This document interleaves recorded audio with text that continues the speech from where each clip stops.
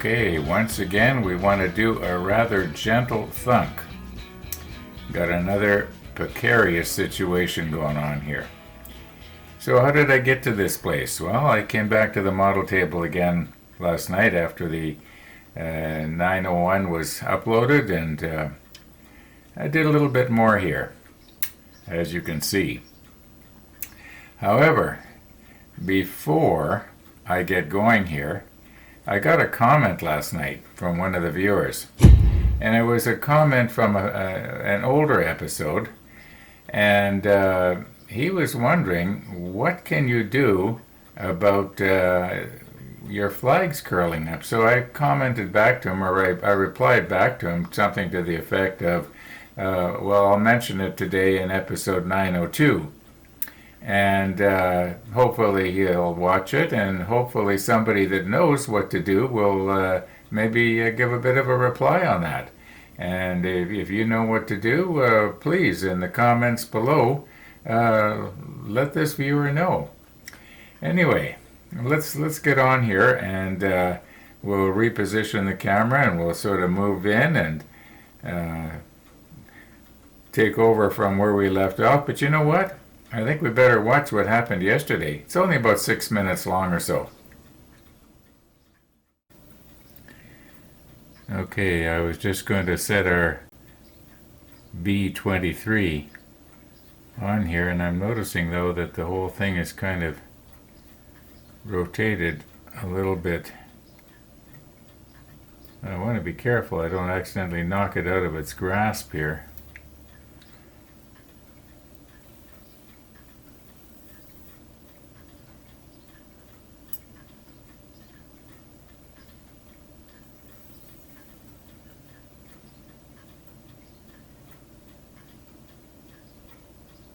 I don't have any CA glue anywhere. That's what I'm planning to use.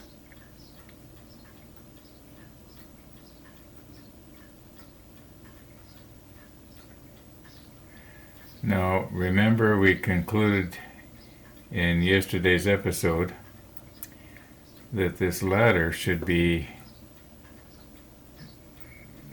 down on the deck.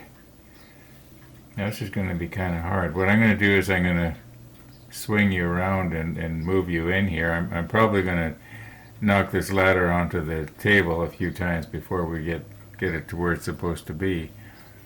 It appears that, well, I'll move you in and then I'll show you what it appears that. Okay, as I was rearranging everything here, I did knock it off.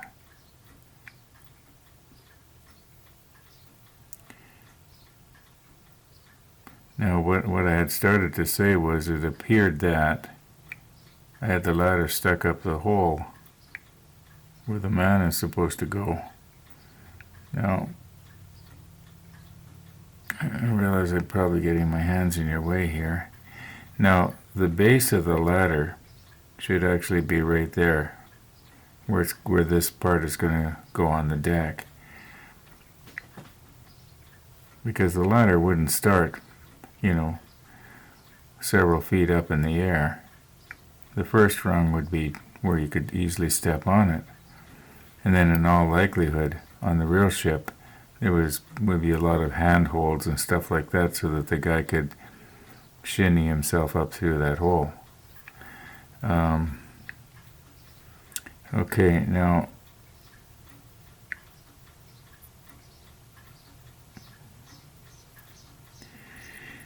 okay, I'm going to have to, I wonder what I could use to put on here to make it kind of sticky. Like, should I maybe tape this end down, and then maybe I could, why don't I get a little tiny bit of tape here, put it across, and then just put it on like this. Let's try that.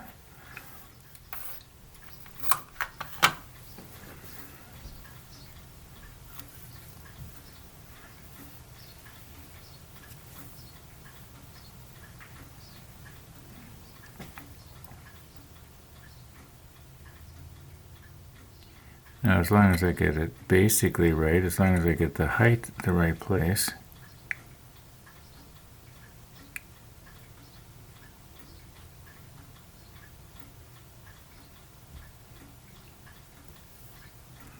Okay, I think the whole thing has to go up just very, very slightly here.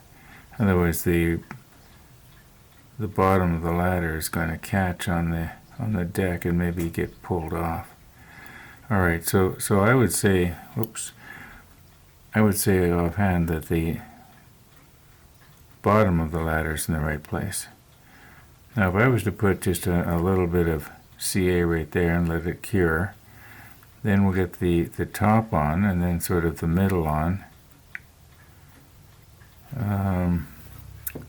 Makes sense to me.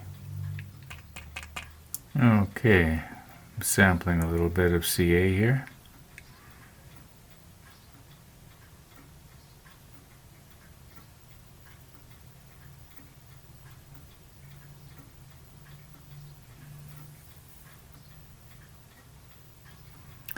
Now somebody's going to say, well, don't you paint your ladder first?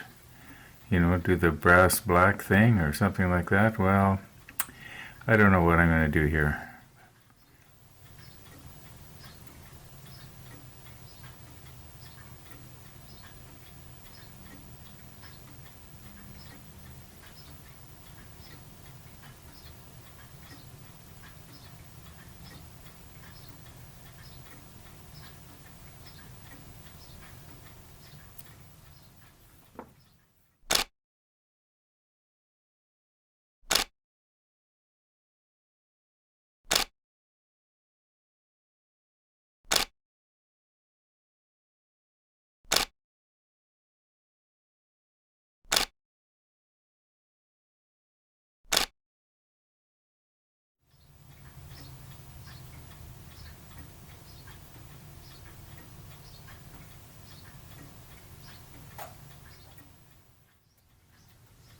Well, it looks all right to me.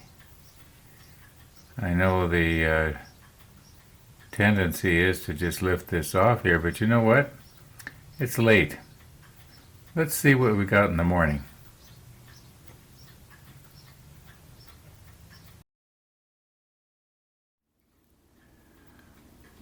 Well, this is what we've got in the morning.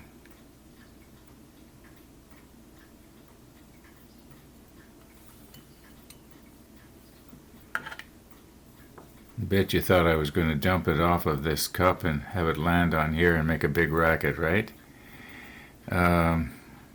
Okay.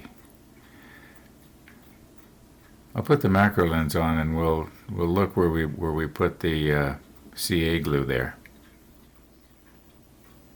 Now there is one thing that I have noticed a difference between CA glue and the Tamiya extra thin is that when you use the extra thin, it really shrinks when it evaporates, and there'll be very little residue, whereas with the CA, yes, it will sort of wick its way underneath something, but the CA itself does not seem to shrink in volume, in size.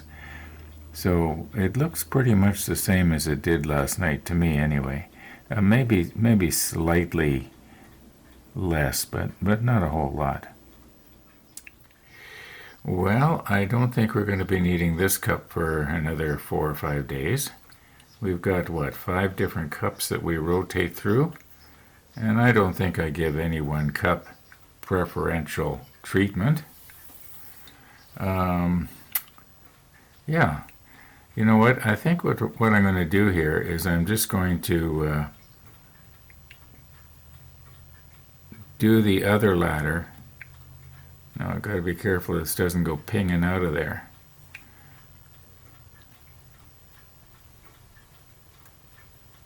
I guess that's as far over as it can go. Okay, I can twist this around. I'd like to get the flat side that the ladder's going to be laying on here, you know, sort of horizontal, if you know what I mean. And I don't think we need this anymore.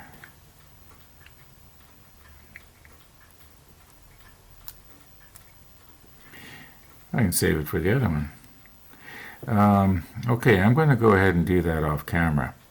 And because I'm going to be doing it pretty much exactly the same way as I did this one. Now, did I get this one too low? No, it's not catching.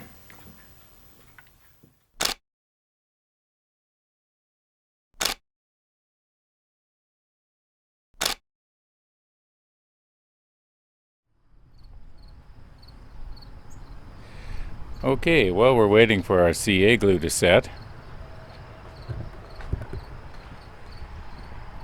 When I was out here the other day, looking up at under my eaves here, thinking where would be a good place to hang the bird feeder. And one of my neighbors came by and found out what I was doing, and he suggested, well, first of all, I was originally thinking of hanging it from right here, and then mounting the second camera, somewhere under the eaves looking at it. And he says, well, why not hang it from under the other eave? And so I looked over here, and I'm thinking, well, maybe this would actually be better. And he says, yeah, and then you could use your big camera to zoom in on the bird feeder every once in a while if you want to. Like you can just barely see the big camera hanging down there. Now, a little while ago I was thinking, you know what, there's already a camera here. In fact, it's looking at me right now. Maybe I'll dub the scene in it. And if a person was to hang the bird feeder from, let's see, if it was to hang right about here where my hand is, it should be in it. Now I wouldn't want it to block the door, so it would have to hang from somewhere where it's not going to block the door, because this surveillance camera actually looks at the door, as you can see. And if the bird feeder was to hang right here, it would still be in the view of this camera, and I don't think it would block the door. I think it could actually be in a little bit. Anyway, I'll do some experimenting around. Yeah.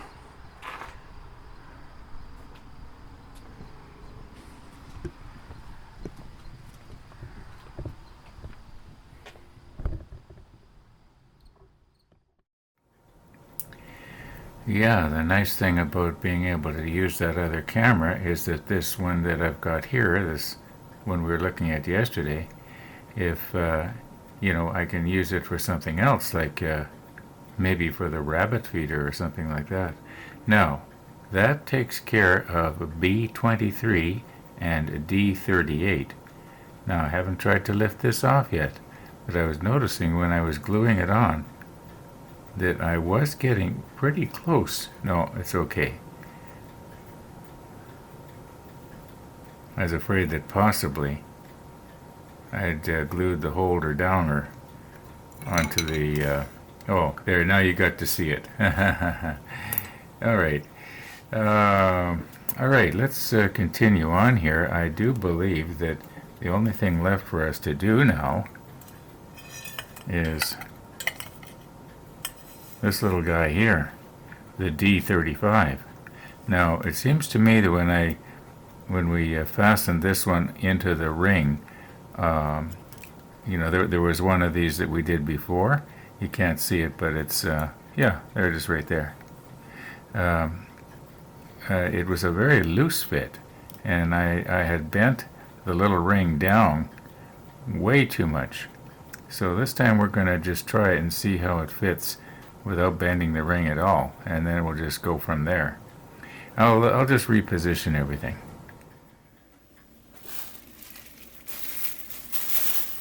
We are back on the sponge, and my high-tech lens bag here.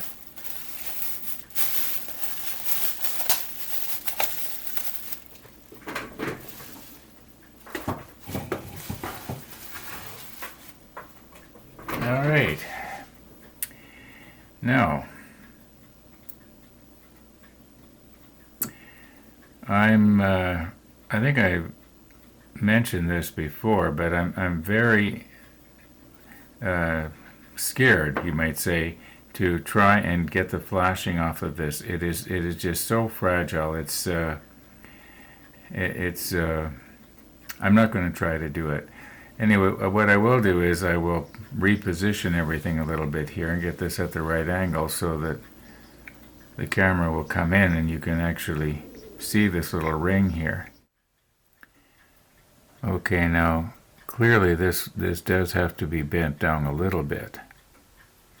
But like I mentioned the other day, the other one, we bent it down more than we needed to.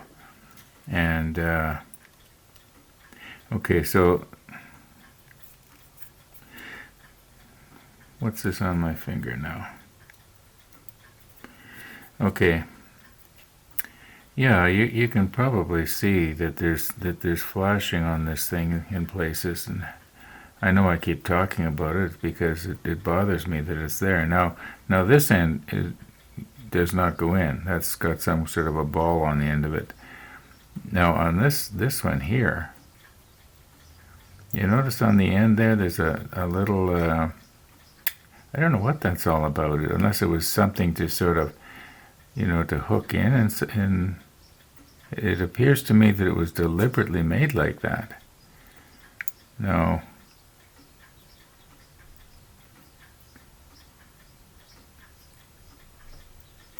No, that doesn't make any sense because it's just not going in. Maybe that is flashing that has to come off because it's not going to go in that hole. Let's bend that ring down just a little bit here. There.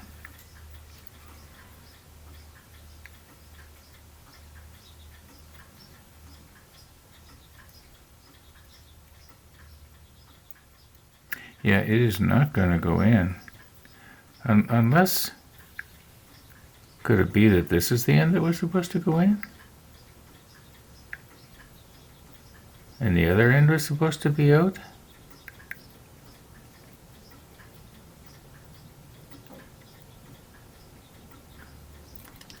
No, I don't think so. I think that, wonder if I could find a picture of this. Maybe that's the way it was supposed to go. Maybe this end was supposed to go in the hole.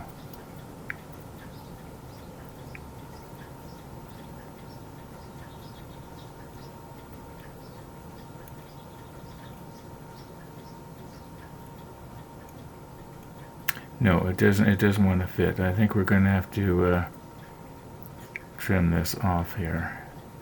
I'm pretty sure that this was supposed to be the top. Okay, once again, thinking out loud here. On second thought, I'm going to go to the computer and see if I can find some pictures.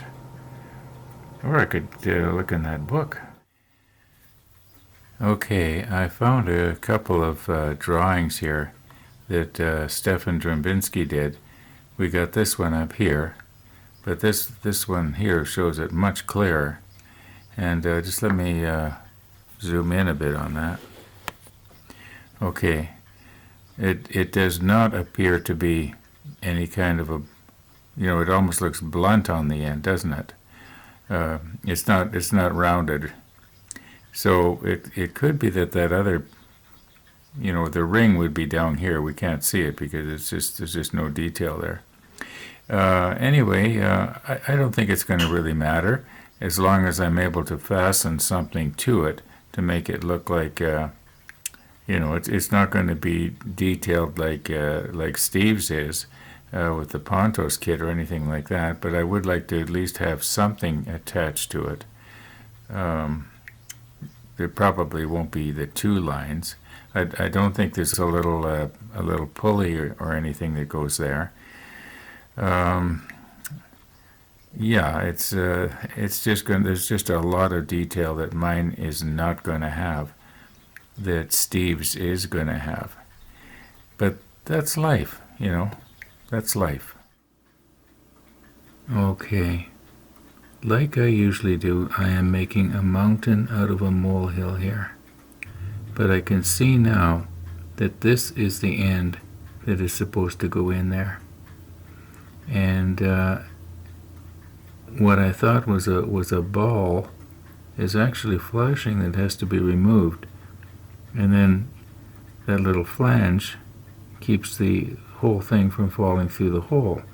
So if I can find my hobby knife here,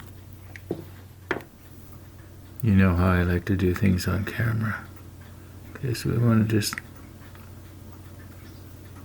try and take this off here. Just, whoops.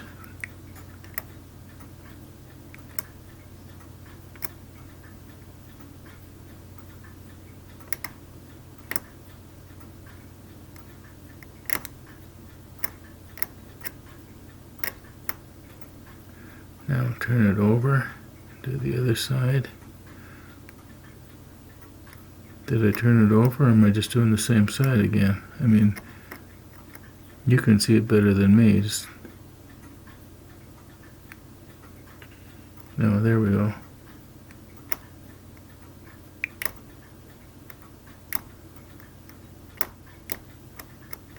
Okay, I'll bet it'll go through that hole now.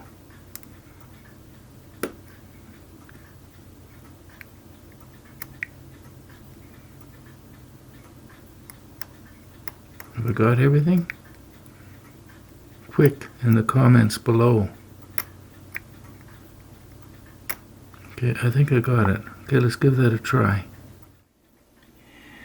Okay, now I have not tried this yet. So you're going to get to see it along with me for the first time. It still won't fit. It still won't fit.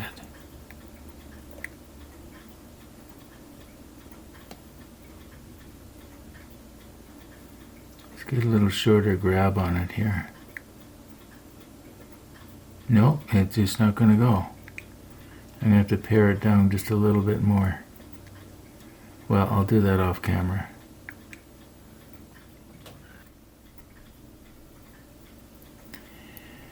Okay, I think now that I know that it's going to be a very tight fit, whereas the other one was a very loose fit, I'm going to bend this down just a little bit here.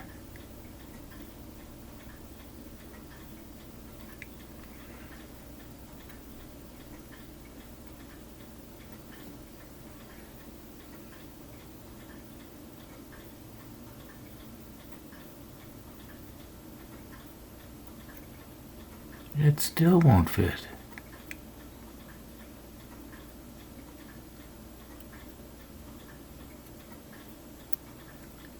Almost, but not quite. Well, I suppose, you see, every time I take it down, I make it smaller in diameter.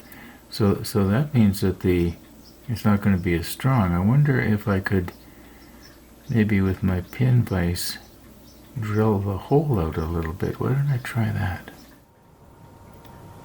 Okay, I measured the diameter of that part, and it seems to be about 30 thousandths, and this bit is about 33 thousandths. Now, I'm hoping that I'm not going to end up breaking this off, because if I break this off, I may as well give up on it.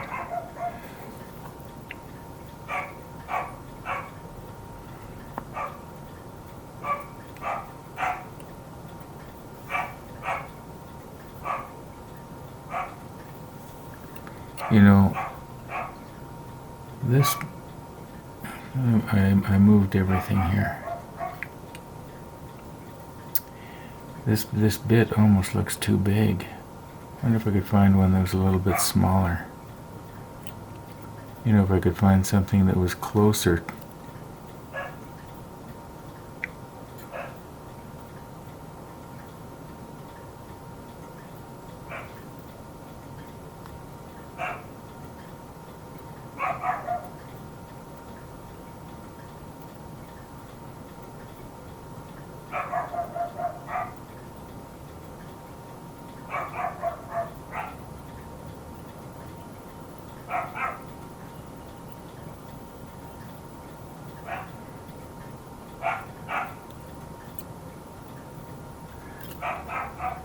I know I didn't go all the way through, but I did remove some metal there.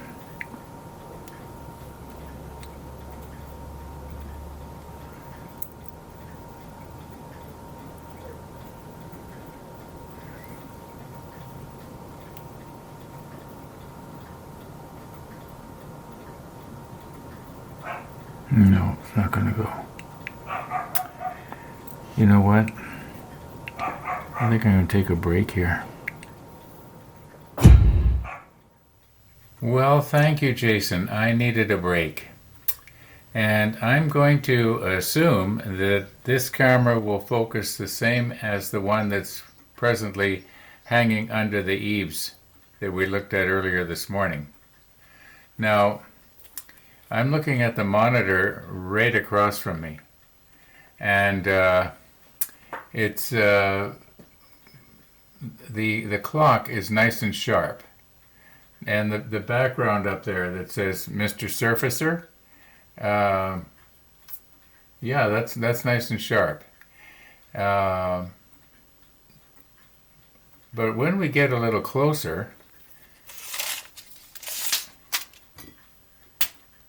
like about a foot away, it's starting to blur out.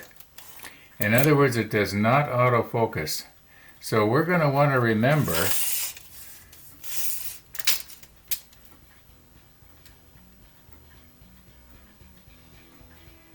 to try and have the bird feeder about 24 inches away. Now, yeah. So that was kind of interesting. I had hoped that 12 inches away or 1 foot would have been clear, but you can see it's starting to get pretty fuzzy. And here we're probably about 7 inches. Well, this little fine wire, that detail is gone. Okay, so now we know.